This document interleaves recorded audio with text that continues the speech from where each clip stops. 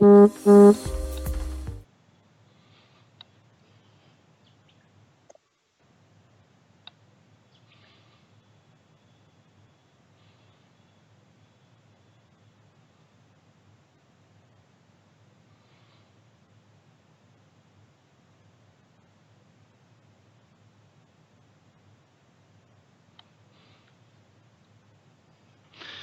welcome everybody. It's 100% LCFC. My name's Phil, and I'm just checking everything is working. As you know, we do these things on the fly. Welcome to 100% LCFC. It's Fanzone, so this is where we want to hear people's comments, people's views. Obviously, we're now into the new season. Let me know the first things in the comments is, can you hear us? I've got 2 Leicester fans joining us for a good old chit-chat in a minute. The big questions now, we can start to discuss and debate how we are all reacting to the defeat at Arsenal. Was it points thrown away, or was it, in fairness, a positive start? I think that's going to be tonight's big question. Was it positive, or are you negative after tonight, after last Friday? Personally, I'm pretty positive. There definitely was a few negatives in there, but there was loads and loads of positives. And very pleased to be joined tonight by, in the top corner there, we've got Don, who's all the way over in America.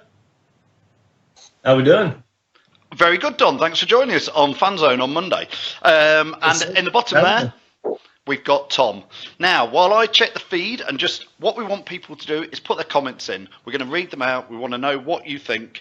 Let us know, did you think, are you positive or are you negative? I'm going to go straight away to Don, all the way in America. Don, are you positive? Absolutely. I think there were many positives to take away from the match. I think that Vardy just looked outstanding. Albrighton was top-notch for me. Matty James looked good. Maguire looked good. I was really happy with how they played together. And, remember our start last season. This is a completely different-looking team that really played hard and really just kind of gave it in at the end. Okay, I'm going to read out. Thanks for all the comments. Nathan Steens is watching. Excuse me. Hi, Nathan. Thanks for watching. He says he can hear us. Imatez is watching. Hi, Imatez as well. He says it was a great confidence builder for the start of the season. I'm very positive. Well done, Imatez. That's great. Dale says it was a good start from us. Nathan says he's worried after those awful substitutions, which we will definitely come on to. I'm sure people want to talk about the substitutions. I'm going to go over to Tom now, just to ask him, are you positive or negative, Tom? Let's start off with that.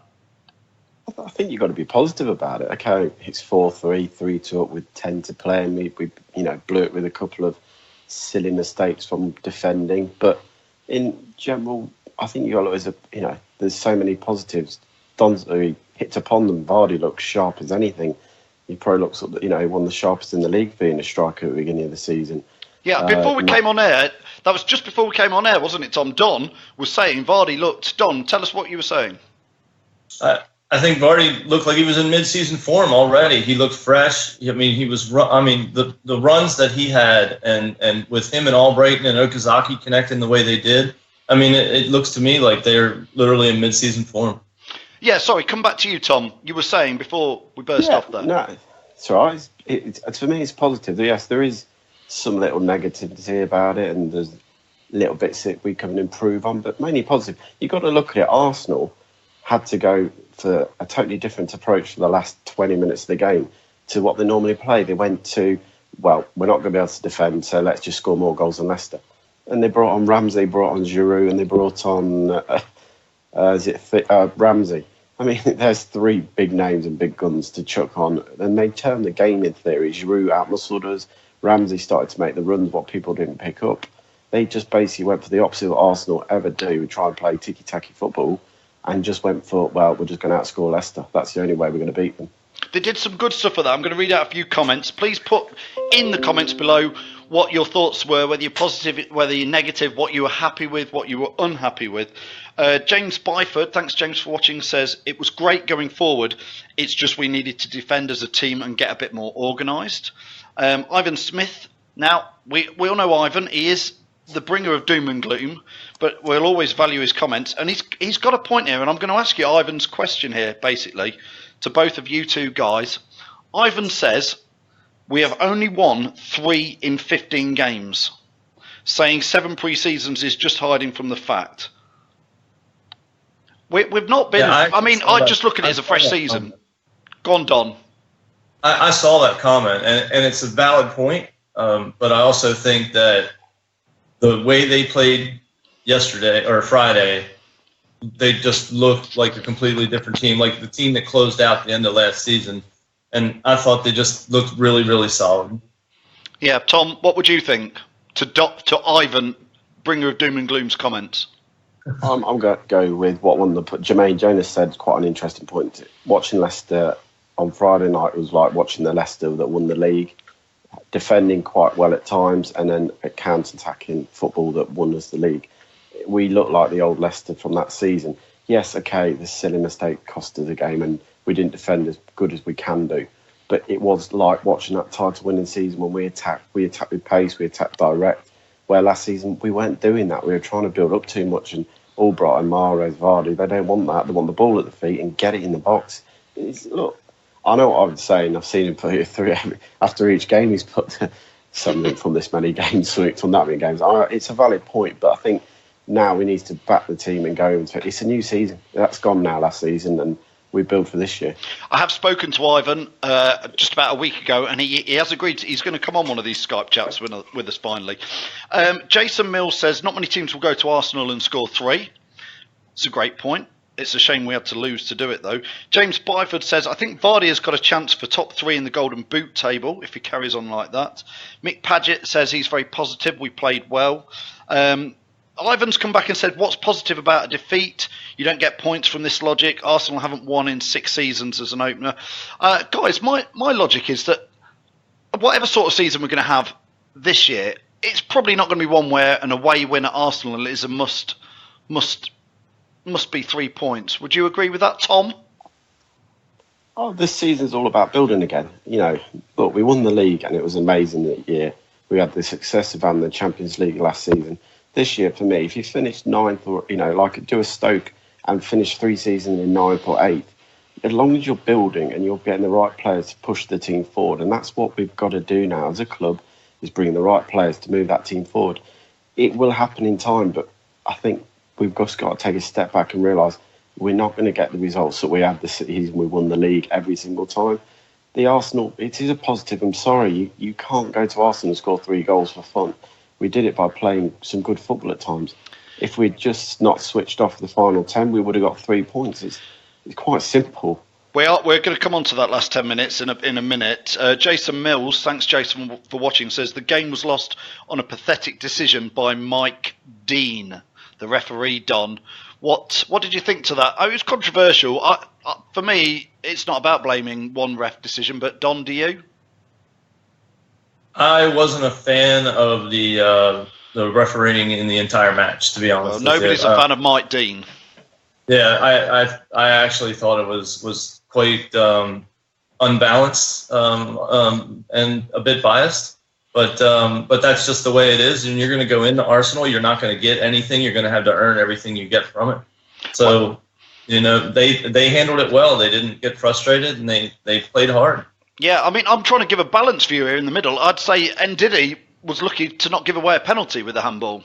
Tom, what did you think to the Ndidi penalty, Tom? No, never a penalty in a million Sundays. From foot away, someone smashed the ball in. You're not going to get a penalty for that. Read the handball. Do you know what? Yeah, it's handball, and he hasn't given it. He was waving, Ndidi went up like that. He put his hand right up in the air. But from a yard away, you can't move your hand. It's in a natural position. He's gone up there to block the ball, I accept that. But from a yard, you can't then move your hand out of the way. If you had time to move out of the way, the referee probably would have given something. Read the handball on Ozil. Yeah, it's handball, simple as. But as a team, you've got to be switching on better than that from the next phase of the game. The next phase of the game was a corner. We didn't switch on. It cost us. It was right in front of Mike Dean as well. There's a great photo showing that it was right under his nose. But I think we move on from that. I think it's easy to blame a ref. I think there's more issues gone on Friday. Joe Gorham's, hi for watching. Joe says the league win was a once in a century event in football. You could well be right with that, but Andy Townsend says it all went wrong when he changed the team. I think we're going to move on to this now, i.e. Matty James was the wrong move. I think a lot of people since the match have come out and said that they wondered if it was a little bit of naivety from Craig Shakespeare. Tom, what are your thoughts? Talk us through what were the decisions that Shaky perhaps will regret. Firstly, making a substitution at a corner, defending a corner. That's schoolboy, isn't it? That's Sunday League. You don't do that. You don't change it when you're defending your own corner. It's a throw-in or something like that different. You just don't change it. It just makes no sense. We're defending a corner. Just leave it till let's that play finish first. Because you could see that people were organising the box for who was picking up who, I think, after that quite quickly. And you certainly, if you are going to make a change at a corner, maybe if you're slinging on a big defender, to add an extra bolster in there for a Okazaki maybe up front, but it just seems a little bit wrong. I mean, to go to the substitution of James, for me, if you're going to take James off, okay, people are slightly saying his name because most people don't rate him, but the only person who should have been coming on that pitch then at that point was another midfielder in Andy King, who would have done the box-to-box job that we needed at the time, not Iheanacho, who's not a midfielder, who's not a box-to-box man, and that wasn't, it's not his job. He's a striker. If you wanted to bring James off or you wanted to make a double substitution, you could have brought King and Vardy off and put on Slimani to put the height in there, just to hold the ball up. But it seems funny to bring on, and people are going to say he brought him on because of how much we paid for him and they want to see him. Well, sorry, but to win a game, you have to be sensible. And to me, it was a silly, silly decision to bring Iheanacho on. Now, Tom there, crikey, it's confusing, Don and Tom, you two. Tom mentioned Matty James. It seems like, on the one hand, people think he's been amazing on Friday, and on the other hand, people have said he's rubbish, he's not good enough, he's championship level. It seems like nobody's saying, well, he was neither here nor there. They're either in one camp or the other. Don, what do you think about Matty James? I mean, this is his first match back in, 2 years? And it looked like he didn't miss a beat. I thought he was outstanding. I thought he played really well, was very solid. I didn't see any major mistakes out of him. I thought he played outstanding. And Tom, what are you a Matty James fan, or do you think we are lacking in that area? I mean, well, you're not lacking in that area. No, we've got too many, haven't we? Almost. You've got too many in some ways. Matty James is a class player, and people can say what they want about him. This is the midfielder that basically saved us from getting relegation with Cambiasso, and him and Cambiasso ran the show in that relegation fighting season. Unlucky to get an injury to miss out on the title winning season, because who knows, if he hadn't got injured, he probably would have carried on that partnership with Kante. And Danny Drinkwater probably been on the bench for that season. We'll never know. He's a quality midfielder. He plays the simple balls. Just because he's not a flash Allen who tries all the skills, he just does the hard basic passing side to side where he needs to. The ball through for Vardy's goal against Borussia Mönchengladbach, the ball over the top was Drinkwater-esque, but it was Matty James who did this ball. He's a quality midfielder. He just needs time to get fit again, and touch wood, now he's had his first game back. We can build with him, Abora and Diddy, Drinkwater. There's good options in the middle of the park now, where last season we probably lacked that at times to have the options to change it around. Now, I'm going to read out a few more comments. Sam Perkins agrees with you both there and says Matty James is good enough. Joe Gorham says Matty James is very rusty and needs more match time against mediocre opposition to build his confidence. So that's why I say it's that split. It's like one person says he's more than good enough, the other person says he's rusty. Mick Paget, hi Mick, thanks for watching, says, I thought Matty James was better than Drinky before he got injured. Andy Townsend says Matty James was a class act all through the game. So again, very split. Imitiz says I like Matty James a lot. So we're going to talk in a minute about the end of the game and Riyad Mahrez as well. But before we do that, we've got our weekly predict which player is in the pizza box. Yes, I'm doing that again. So all you have to do is put in the comments which Leicester City player is in the pizza box, is part of the current squad. Let's ask the lads, who do they think is in this old pizza box? Well, Don. Since we're talking so much about Matty James, I'll go with Matty James. That's a great guess. Shut up, Don. Tom, who would you think? I really did. I timed that all wrong, didn't I? Anyway, if you want to put in the comments who you think's in the pizza box, we'll pick somebody out and they'll win 2 pizzas.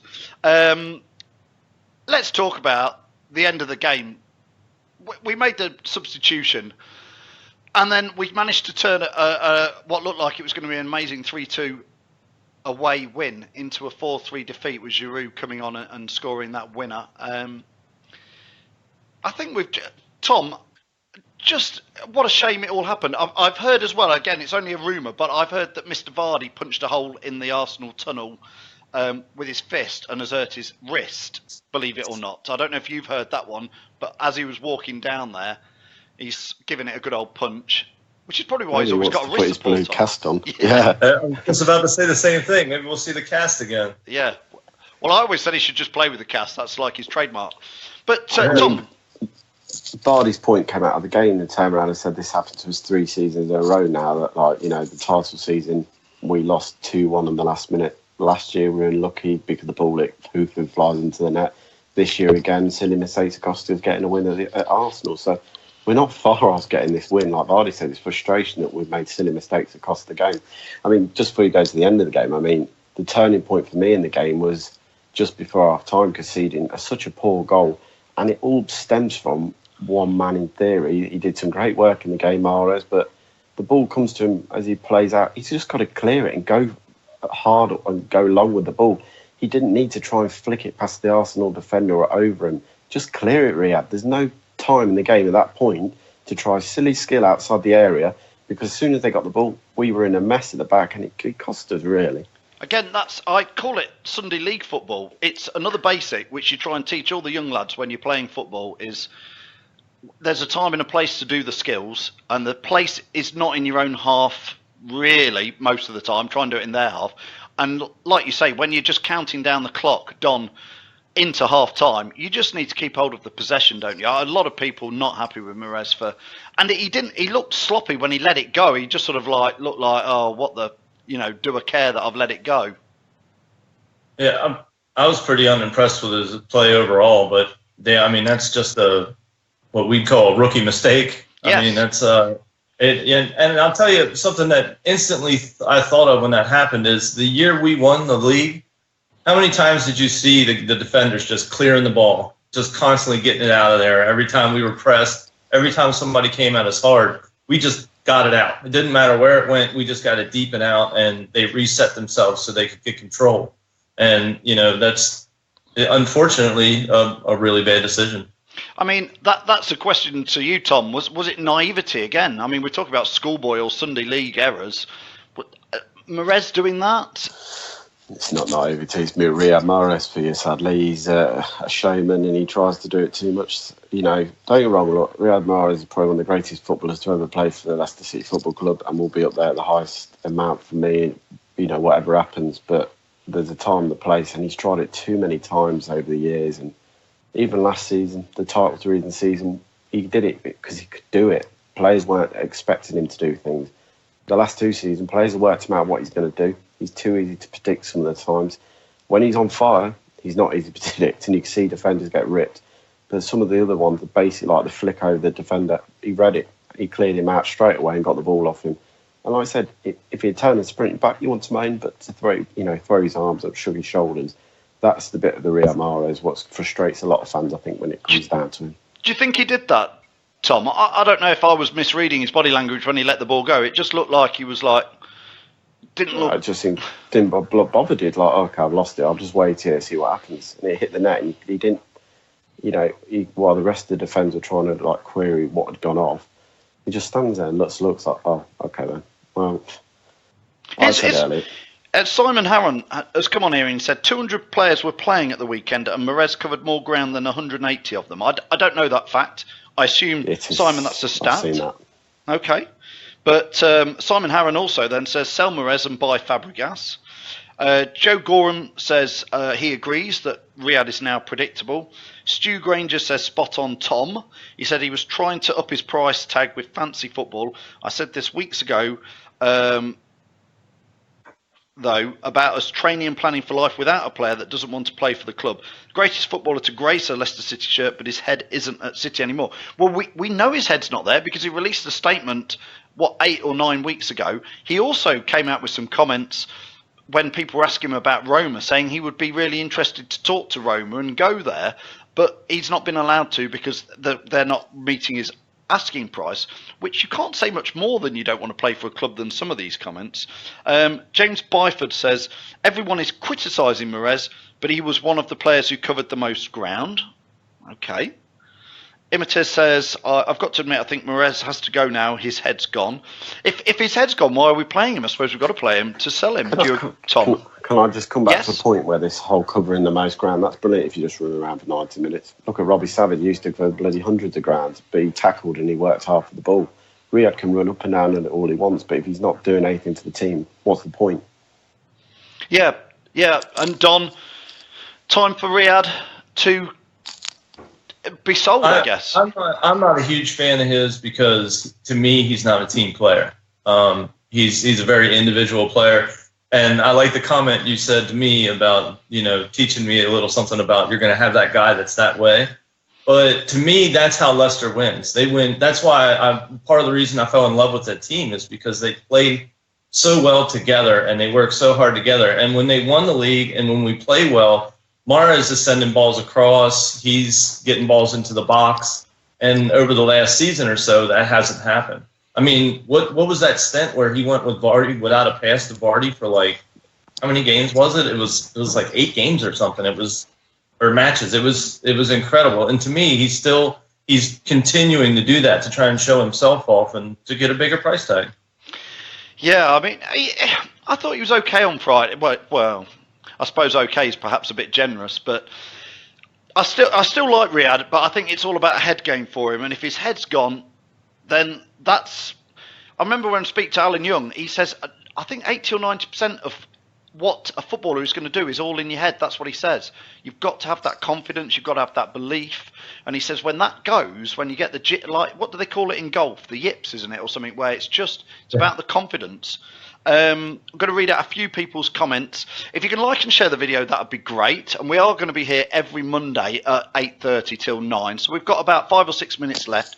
We are doing the Peter's Pizzas Guess What's in the Pizza Box competition. So get your comments in there. I think we might have given it away a little bit easy earlier, but that's fine. It's a current Leicester City player. Predict who's going to be in there. And somebody's going to win 2 pizzas.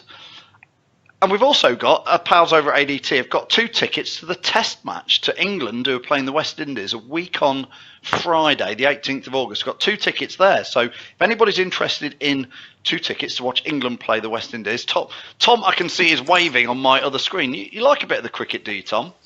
You can't beat a bit of cricket, can you? Well, you can if the weather's good.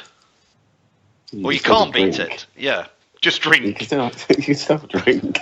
You can just drink. Well, it's 2 tickets to the West Indies to Edgbaston it is. You have to get yourself there, but the tickets, I think they're 40 or 50 quid's worth there, and obviously the pizza competition.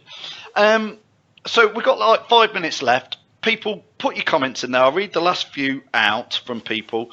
Curtis Holloway says, why does Shaky keep picking Mahrez when he looks so disinterested? If he played for a big club, he would have been dropped to the bench now. And really, I suppose that brings me on to Demarai Gray. Are we? I'll start with you, Tom. Are we in danger, Tom, of upsetting Demarai Gray and almost pushing him to another club? Bournemouth reportedly bid 20 million for him. If it was somebody a bit better than Bournemouth, is something going to happen because he just thinks, I've had enough of this? I think you could push him that way. I mean, I'm a bit gutted that it looks like Tom Lawrence is going to be joining Derby over the next couple of days. I think Tom Lawrence is a cracking little player and he's probably done more than Gray did all pre-season and he can't even get near the first team. I mean, I don't get that. If you're going to let Riyad go, then keep Tom Lawrence. He's done enough over the time. Okay, once he's done it in the Championship. He's never really had a go at the Premiership properly with Leicester. Do you think we're not going to sell him, left. Tom? Sorry. Yeah, the rumours. Looking at some of the tweets, and Jack Peters is quite spot on. He was saying that I think he expects to have a medical tonight or tomorrow morning at Derby. But so you think he could even be going tomorrow, Tom? Oh yeah, I think it will happen quite quickly by the sound of it. They were saying from the tweets and what I'd seen on Twitter, it was going to happen in the next 24, 48 hours. I think he'll be gone. But we played him a lot in pre-season. Why was that? Just to put him in the shop window? Might be. To put his price tag up a little bit. But obviously, Shaky doesn't rate him enough to pick him in the first team. What seems strange, because for me, pre-season, he had a few cracking games and probably did more than Damari has to, have a place on the bench at least. Read Damari Gray, do you know what? He's a raw, rough talent who could be anything he wants to be if he gets his attitude right. That's the only concern with him. Well, a bit like, I'm going to say it, a lot of people, I know most Leicester fans love Damari Gray, which is fine. I'm a bit on the cusp. I think he could be great, but I'm very worried that he's Jeff Schlupp Mark II, in the fact that there's so much promise, and yet a little bit like Riyad's showing on the pitch of attitude, funny sort of mental attitude. Don, what's your thoughts on Damari Gray? Is he in your? Do you like him? Yeah, his potential is amazing, but it is that attitude that's scary, and it can get out of hand pretty quickly, and especially if he's not happy. It's pretty clear that he's not afraid to let everybody know how he feels, which in a locker room that can be difficult to have to deal with on a daily basis. And again, is Shaky. I mean, Shaky probably does know how to deal with these players. He's known most of them for a long time, so he should be able to do that. But Tom, you were saying you thought Iniacho was brought on because he's Iniacho and he's just cost us 25 million. I don't see otherwise. Why would you bring him on at that stage of the game with the way we were doing, with the formation was working as a 4-5-1, Vardy up top? Like I said, you could have taken Vardy off and brought on Slimani to hold the ball up. If those kind of little things, or if James is really blowing, then take him off and put King on. I'm only saying King was that he's the one on the bench on Friday night. Obviously, his Drinkwater's on there. You bring Drinkwater on, but King could have done that job, but James was doing anyway as the box-to-box midfielder. And you're putting in Diddy and Amate in front of the back four and just hold tight. That's all we needed to do to see the game out. And do you know what? It just seems strange to bring him on. Or you take Vardy off and you bring Iniacho on that kind of way. So you still keep your pacing man.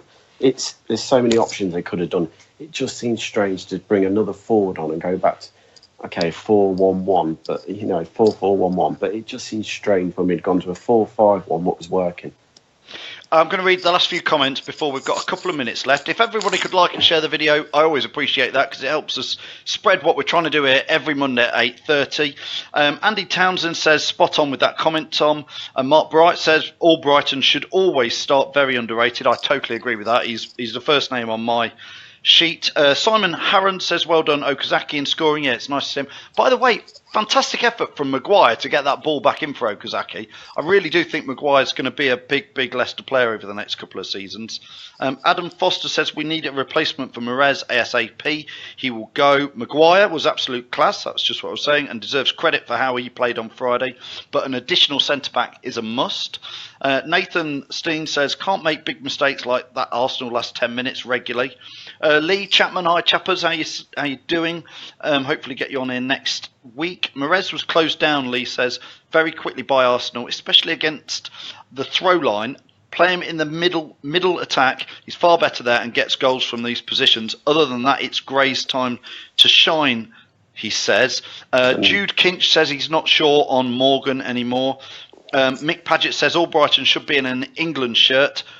I would agree. I don't know, a bit like Steve Guppy back in the day. I don't know why Mark Albrighton has not ever had a call-up for England.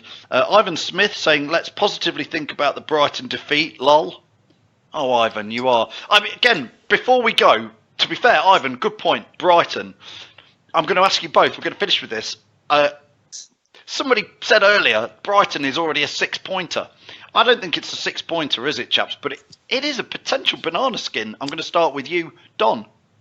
Banana skin, do you understand that? Does that make sense in American? No. Well, banana skin, it's one of those where Brighton have just come up from the Championship, so they've got nothing to lose. Leicester, egg on our faces. Egg on our faces. We call it a trap game. A trap game, okay. We call it a trap game, and that game is you can walk into a trap there where it gets out of hand quickly on you, and you have to recover and scramble to do it, and you just don't play well because your head's not in the match. And it's a definite possibility. You can't just walk in there and especially look past them, because we do have some fixtures coming up that are difficult. So you can't look past them, and you have to try and go in there and get those points. Tom, you understand banana skin, is it? Or 6-pointer? Let me just go back to one point what Lee just made about Riyad Mahrez quickly. Yeah. The whole point of view is you can't play Riyad as a number 10 because he doesn't work hard enough. That's why Okazaki plays number 10. If he scored goals, he'd be an absolute legend more than he does Okazaki. But you cannot play Riyad Mahrez in that 10 role because he doesn't work hard enough.